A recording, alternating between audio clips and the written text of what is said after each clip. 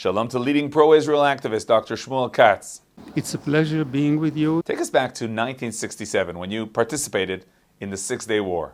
Yes, in those days we had to be very careful what we were doing. Suddenly Israel was under threat from the south and from the north. And the Israeli military had no choice but to bring in all the reserves. The minute Israel is bringing in the reserves, the country is on a standstill.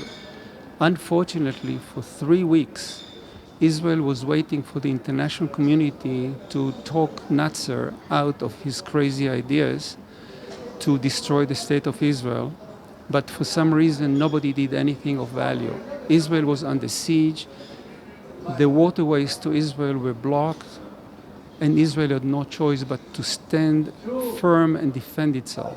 Luckily, the Israeli intelligence found out that Egypt and Syria did not move the airplanes to an attack positions, so Israel managed, in a defensive act, destroy most of these air forces, which gave us some kind of an edge to try and survive. How do you look at the controversy that we're seeing now regarding marching with flags through East Jerusalem? Israel brought to the Middle East stability and freedom of speech, freedom of expression, freedom of religion, to the benefit of all religions, the Jewish people, the Christians, the Muslims, and any other person.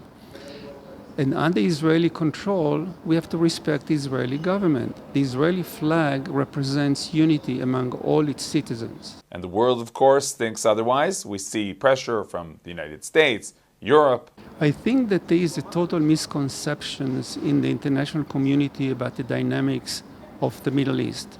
They don't understand what's going on here. The fact is, when Israel is strong and stable, the international community will benefit from that. We cannot fall hostages to various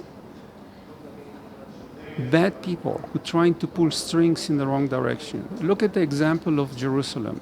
Everybody said it is going to be a whole disaster in the Middle East if the United States is going to move the embassy to Jerusalem.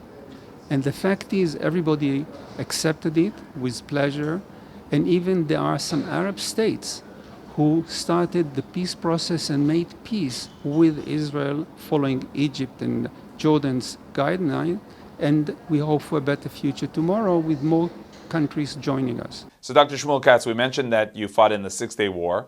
Today you're still fighting, but in a different field, in the battlefield of the war of facts. The wars that we have to face are twofold.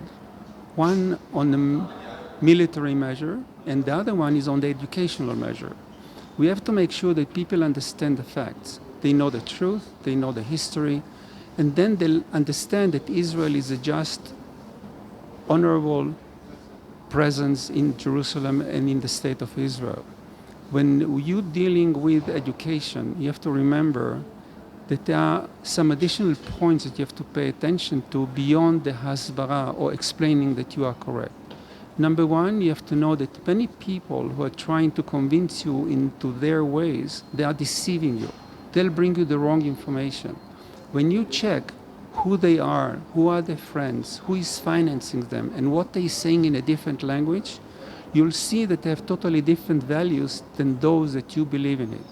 When you compare those values to your values of peace, reconciliation, and tranquility, they don't match.